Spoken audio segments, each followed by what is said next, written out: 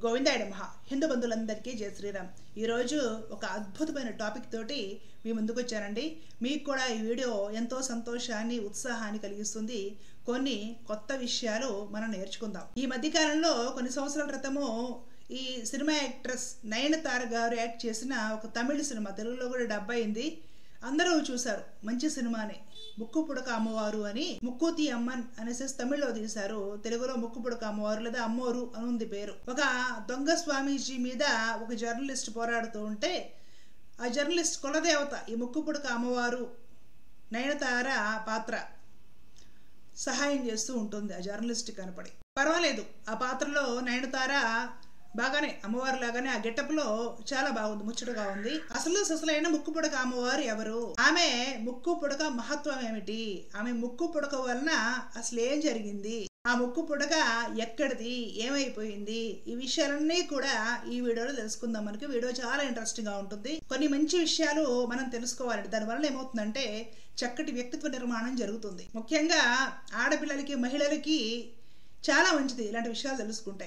సినిమాలో చూసుకుంటే నయనతార చక్కగా యాక్ట్ చేశారు. అమ్మవారి గెటప్ కుదిరారు కానివ్వండి. నాకు కొన్ని సందర్భాల్లో ఆవిడ నచ్చల.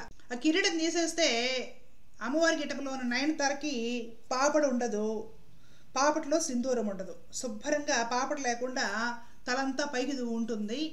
అది కరెక్ట్ కాదు, సాంప్రదాయం కాదు. అమ్మవారికి ఆ విధమైన గెటప్ వేయకూడదు, అది అపచారం కూడా. ఒక సన్నివేశంలో నయనతార గారు నల్ల చీర నల్ల జాకెట్ కట్టుకొని ఉంటుంది. అది కూడా అపచారం. ఎందుకంటే అమ్మవారు ఇప్పుడు కూడా నల్ల చీరలు నల్ల జాకెట్లు ధరించదు. మనం కూడా ధరింప చేయకూడదు. దేవాలయంలో పవిత్రమైన మంచి సాంప్రదాయమైన శుభప్రదమైన రంగులున్న మంచి జరి అంచులు ఉన్న పట్టుపుటం అంటే పట్టు చీరలే కడతాం మనం అమ్మవారికి. ఆ విధంగా నల్ల చీర నల్ల బ్లౌజ్ వేసుకోవడం అమ్మవారు లాగా. అమ్మవారి గెటప్లో ఆవిడ నయనతార అలాగే జుట్టు పాపడ తీయకుండా పైకి దువ్వుకోవడము, ఆ తలలో సింధూరం లేకపోవడము, ఇవి నాకు నచ్చలే ఈ సన్నివేశాలు. అలాగే ఇంకొక చోట కూడా నచ్చలేదు, అలా పెట్టకుండా ఉండాల్సింది. ఏంటంటే ఆ సినిమాలో ఫ్యామిలీ మొత్తం కూడా తిరుపతి వెళ్ళాలి అనుకుంటూ ఉంటారు. 3-4 సార్లు తిరుపతి యాత్ర వాళ్ళకి క్యాన్సిల్ అవుతుంది ప్రయాణం అయ్యాక. తర్వాత ఎవరో చెప్తారు, మీ కులదేవతను ఆరాధిస్తే మొక్కులు మొక్కుకుంటే అప్పుడు అంత మంచి జరుగుతుంది, తిరుపతి యాత్రకు వెళ్ళొచ్చు, ఆమెను ఆరాధించకపోవడం వల్లనే ఇలాంటివన్నీ క్యాన్సిల్స్ అవుతున్నాయి అని ఎవరో చెప్తే వాళ్ళ కులదేవత దగ్గరికి వెళ్ళడం జరుగుతుంది. అది మంచి విషయమే, అందరూ నేర్చుకోవాల్సిన విషయం. ఎందుకంటే కులదేవత ఎవరో వాళ్ళని ప్రథమంగా నమస్కరించుకోవాలి. అందులో కూడా ఏదైనా తీర్థయాత్రలకి క్షేత్రాలకి వెళ్ళేటప్పుడు ముందు వారి ఇంటి కులదైవానికి నమస్కరించి వాళ్ళ దగ్గర నుండి అనుమతి ఆశీర్వచనం తీసుకొని బయలుదేరితే ఆ యాత్ర శుభప్రదం అవుతుంది. అది ఒక్కటి మంచి విషయమే చూపించారు. ఆ తర్వాత ఈ కులదేవత వీళ్ళకి కనపడి అంటే ఈ నయనతార గారు వీళ్ళింటికి కూడా వచ్చేస్తుంది అమ్మవారి గెటప్లో. ఆ ఇంట్లో వాళ్ళ సెంటర్లో వాళ్ళ ఇంట్లో వెంకటేశ్వర స్వామి వారి ఫోటో పెట్టుకొని ఆ ఇంట్లో జర్నలిస్ట్ తల్లి పూజిస్తూ ఉంటుంది. ఆ ఫోటో చూసి ఈ అమ్మవారికి నయనతార పాత్రకి కోపం వచ్చేస్తుంది బాగా. అంటే నేను ఇంటి కులదేవతనైతే మీరు వెంకటేశ్వర స్వామి ఫోటో పెట్టారా, ఆయన దేవుడా మీకు, ఆయన దేవుడైతే మరి నేనెవరిని అని కోపంతో ఆవిడ ముక్కులు ఎగబిలుస్తూ ఉంటుంది. అది మాత్రం శుద్ధ తప్పండి. డైరెక్టరు తెలియక తీశాడో కావాలని వెంకటేశ్వర స్వామి వారిని, అంటే ఇప్పుడు ఆయన తెలుగు వారి ఆంధ్ర వాళ్ళ దేవుడు కదా, కొంచెం తమిళనాడు వాళ్ళకి ఇలాంటి విషయాలు చిన్న చూపు ఉంటుంది. ఆ విషయం నేను పబ్లిక్ లో చెప్పక్కర్లేదు, అందరికీ తెలుసు. తమిళనాడు వాళ్ళు తెలుగు వాళ్ళని కాస్త తక్కువగా చులకనగా చూస్తారు. వెంకటేశ్వర స్వామి వారిని కాస్త తగ్గించాలి, విమర్శించాలనే ఉద్దేశంతో ఆ సన్నివేశం పెట్టినట్టున్నారు. ఆయన దేవుడైతే మరి నేనెవరిని అని కారాలు మిరియాలు నూరుతూ ఉంటుంది అమ్మవారు. వాస్తవానికి దేవతలకు అలాంటి రాగద్వేషాలు ఏమీ ఉండవండి. మనం గమనించాలి గాని అందరిలోనూ ఆ పరమాత్మ స్వరూపమే ఉంటుంది. అనుకున్నట్లుగా రాగద్వేషాలు ఆ దేవుడి దగ్గరికి వెళ్తే ఈ దేవుడికి కోపం రావడం, ఈ దేవుడి దగ్గరికి వెళ్తే ఆ దేవతకు కోపం రావడం, ఇవేమీ ఉండవు. అది కేవలం డైరెక్టర్ పైత్యం మాత్రమే, గుర్తుపెట్టుకోండి. ముఖ్యంగా ఎంతసేపు ఉన్న ఈ గోపాల సినిమాలో కూడా హిందుత్వంలో అందరూ దొంగ స్వామీజీలు ఉన్నారు, వాళ్ళ పని పట్టాలి అనే ఉద్దేశంతో సినిమాలు తీయడమే తప్ప వీళ్ళకి అన్ని మతాల్లో ఏమీ కనిపించవు కాబోలు. సరే, ఆ సినిమాల గురించి ఇంకొక వీడియోలో మాట్లాడుకుందాము. ఇప్పుడు అసలైన ముక్కు పుడక అమ్మవారు ఎవరు? తమిళనాడులో ముక్కుతి అమ్మన్ అంటే ముక్కు పుడక అమ్మవారి పేర్లతోటి చాలా దేవాలయాలు ఉన్నాయండి. ఎన్నో గ్రామ శక్తులకి కూడా ఈ ముక్కు పుడక అమ్మవారు లేదా ముక్కుతి అమ్మన్ అనే పేరుతోనే పిలుచుకుంటారు. కానీ అసలైన ఏకైక ముక్కు పుడక అమ్మవారు కన్యాకుమారి దేవి అమ్మవారు.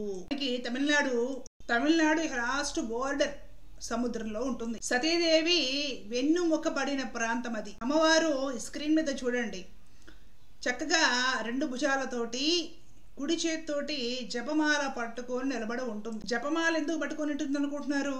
జపమాల అంటే తపస్సు, పవిత్రత, శీలము, వ్యక్తిత్వము, ఏకాగ్రత, మానసికమైన స్థిరత్వము లేదంటే స్థితప్రజ్ఞత, వివేకము, వైరాగ్యము వీటన్నిటికీ కూడా జపమాల ప్రతీక అండి. భక్తికి, జ్ఞానానికి, వైరాగ్యానికి కూడా జపమాల ప్రతీక. ఆ జపమాల కన్యగా ఉన్న ఒక అమ్మాయి పట్టుకొని నిలబడుతుంది. ఆడపిల్లలు లేదా మగపిల్లలైనా సరే పెళ్లికి ముందు కన్యగా ఉన్నప్పుడు లేదా బ్రహ్మచారిగా ఉన్నప్పుడు ఎంత పవిత్రంగా ఉండాలి, వాళ్ళ వ్యక్తిత్వము, సౌశీల్యం ఎలా ఉండాలి, వాళ్ళ ఏకాగ్రత, వాళ్ళకు స్థిరమైన బుద్ధి, ధారణాశక్తి, చదువు విషయంలో కానివ్వండి, చేసే పనుల విషయంలో కానివ్వండి, సదాచారము, వివేకము ఇవన్నీ కూడా చాలా అవసరము అని కన్యాకుమారి అమ్మవారు స్పష్టంగా చెప్తున్నారు. శివుడి కోసం నిరీక్షిస్తూ కన్యగా లేదా కుమారిగా ఉన్న అమ్మవారు బ్రహ్మచర్యం పాటిస్తూ ఉంది. కన్యదశలో ఉన్నప్పుడు పాటిస్తూ చేతిలో జపమాల పట్టుకొని ఉంది. అంటే శివుడిని ధ్యానిస్తుంది, శివుడిని జపం చేస్తుంది. ఎలా ఉండాలండి ఆడపిల్లలు చదువుకునే వయసులో? పెళ్లికి ముందు ఏం నేర్చుకోవాలండి? ఈ కన్యాకుమారి అమ్మవారిని చూసి ఎంతసేపటికి కిలో కుంకుమ, 2 కిలోలు పసుపు తీసుకెళ్లి ఎన్ని దీపాలు వెలిగించామో, ఏ గోడలకు రాసాము ఇదే కాదు. అమ్మవారిని చూసి మహిళలు ఏం నేర్చుకోవాలో అది నేర్చుకున్నప్పుడే మహిళలు, సమాజము, దేశము, సంస్కృతి, సాంప్రదాయాలు అన్నీ బాగుంటాయి. మనకి నేర్చుకునే ఆ ఉద్దేశం ఉండాలే గాని ప్రతి దేవాలయంలోనూ అమ్మవారిని చూసి మనము నేర్చుకొని మన వ్యక్తిత్వాన్ని మనం చెక్కుకొని ఒక పరిపూర్ణమైన శ్రీమూర్తిగా నిలబడగలుగుతాము. మనకేమో ఏం పట్టవు. ఆడ దీపాలు ఏమోలో పెడితే ఎక్కువ పుణ్య ఫలితం వస్తుంది. తెలిసిన వాళ్ళని రికమెండ్ చేసేసి స్పెషల్ దర్శనము, స్పెషల్ టికెట్లు, స్పెషల్ పూజలు, ఇంకేమైనా స్పెషల్ హోమాలు ఉంటాయి, అవి అక్కడ స్పెషల్గా ఏం దొరుకుతాయో అవన్నీ తెప్పించుకుందాం, కొనుక్కుందాం. సరే, ఇంతకీ ముక్కు పుడక కథ కూడా తెలుసుకుందాం. ఈ కన్యాకుమారి అమ్మవారికి ముక్కుకి, ఎడం ముక్కుకి ఒక ముక్కు పుడక ఉంటుందండి, ముక్కెర. ఆ ముక్కెరలో ఒక మణి లేదా ఒక డైమండ్ అనుకుంటూ పోని ఒక వజ్రం ఉంటుంది. ఆ మణి ఎక్కడదనుకుంటున్నారు? నాగరాజు, నాగుపాములు ఉంటాయి చూసారు, వాటి తల మీద ఉండే అతి శక్తివంతమైన అతి అరుదైన మణి. అది సాక్షాత్తు నాగరాజు తల మీద మణి అంటారు. ఆ మణిని ఆ అమ్మవారు ఎడవ ముక్కుకి, ముక్కెర ఎడవ వైపు పెట్టుకుంటాం కదా ముక్కుకి, ఆ ముక్కెరలో ఉండేదట. ఇప్పుడు కన్యాకుమారి టెంపుల్లో ఈ ద్వారాలు, ఉత్తరం ద్వారాలు తెరుసుంటాయి, అందరు దర్శనానికి వచ్చేస్తారన్నమాట. తూర్పు ద్వారం అంటే ఈ ముక్కు పుడక ఎటువైపు చూస్తూ ఉంటుందో ఆ టైపు ద్వారాలు మూసేసి ఉంచుతారు.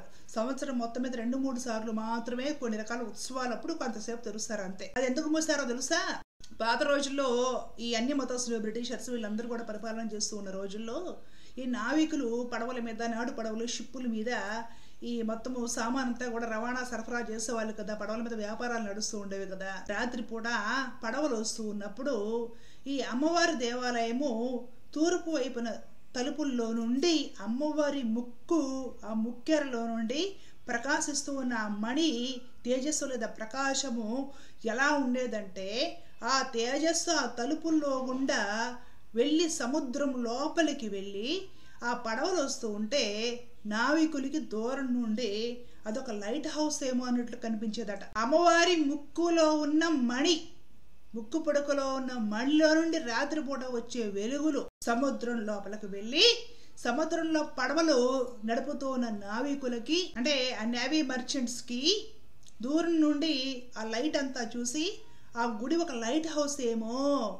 అని అనుకునేవారట. ఆ గుడంతా కూడా నల్ల గ్రానైట్ రాళ్లతోటి సముద్రంలో కట్టించేస్తుంది. ఒక పెద్ద కోటలా ఉంటుంది సముద్రంలో కింద వైపు కూడా. లైట్ హౌస్ ఏమో ఆ దారి పట్టుకుని వెళదాము అని వెళ్ళిన ఆ షిప్పులు తెలియక అక్కడ వరకు వచ్చాక నల్ల గ్రానైట్ రాకి గుద్దుకొని యాక్సిడెంట్లు అయిపోయి జనాలు చనిపోయేవాళ్ళంట. అలాగ అర్ధరాత్రి మణి ప్రకాశము కారణంగా నేవీ మర్చెంట్స్ లేదా నావికులు అపోహపడి లైట్ హౌస్ ఏమో అనుకుంటే దారి తప్పి వచ్చి అర్ధరాత్రి తెలియక నల్ల గ్రానైట్ రాళ్ళక కోట గుద్దుకొని పడవలో చచ్చిపోతున్నారని ఆ తూర్పు వైపు ఉండే ద్వారాన్ని ఆ రోజుల్లో మూసివేశారు. అది అమ్మవారి ముక్కు పుడక ప్రకాశము.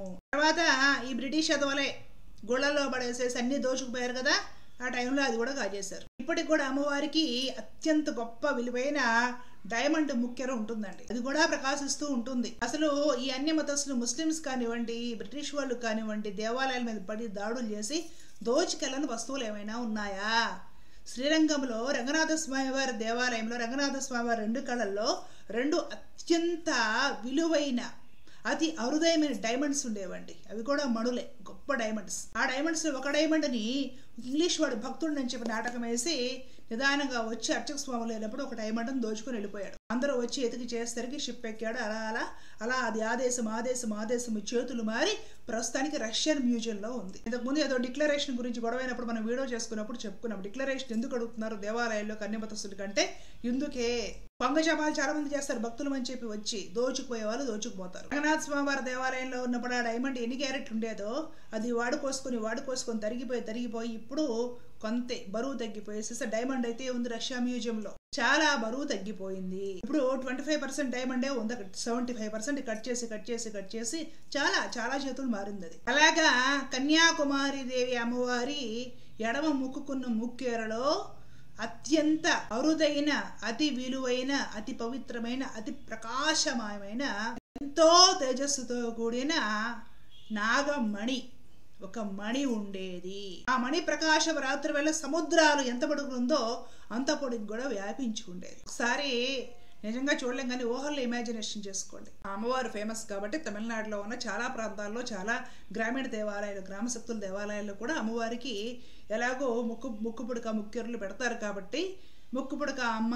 లేదంటే ముక్కుతి అమ్మన్ అనే పేర్లతోటి చాలా టెంపుల్స్ ఉన్నాయి. కానీ అసలు ప్రత్యేకంగా ముక్కు పుడక అమ్మ ఎవరు అంటే కన్యాకుమారి దేవి అమ్మవారు. ఆమె విగ్రహాన్ని ఈ నయనతార గారి సినిమాలో కూడా చూపించారు. కులదేవత గుడికి వెళ్ళినప్పుడు అంతా బూజు పడిపోయి ఉంటుంది, ఎవరు రాక. అప్పుడు ఆ కులదైవం కూడా అలాగే 2 చేతులతో ఉండి కుడి చేతితోటి జపమాల పట్టుకొని ఉంటుంది. ఎవరి విగ్రహానికి నమూనా అంటే కన్యాకుమారి అమ్మవారి విగ్రహానికి నమూనాగా అక్కడ పెట్టారు. అదండి విషయము.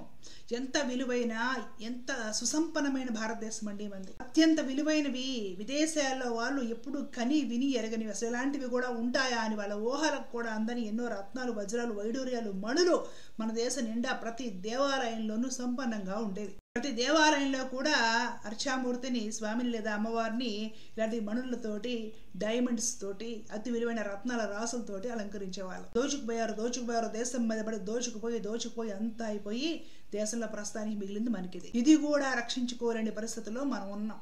ఇది రక్షించాలి అనే ఒక ఆలోచన లేకుండా ప్రభుత్వాలు ఉన్నాయి. ఈరోజు ధర్మము, దేవాలయాలు, మన వారసత్వం ఏమిటి, సంస్కృతి సాంప్రదాయాలు ఏమిటి హిందువులకి పట్టట్లేదు, ఈ పాలకులకి, అధికారులకి అంతకంటే పట్టడం లేదు. ఏదైనా చేతిలో ఉన్నంతసేపు అని చేజార్చుకున్న తర్వాత మరలా రామంటే వెనక్కి తిరిగి రావు.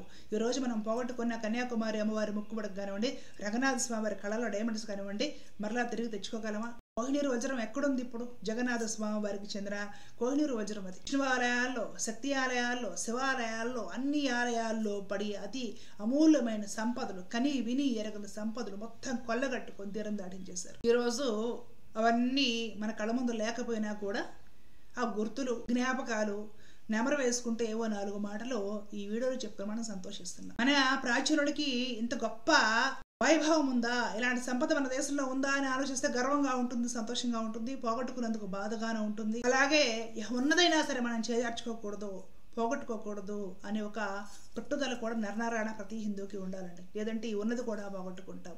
అదండి విషయము. ఈ వీడియో మీ అందరికీ సంతోషాన్ని ఇచ్చిందని భావిస్తున్నాను. లోకా సమస్త సుఖినో భవంతు. జై శ్రీరామ్, జై భారత్, జై హింద్. కృష్ణ.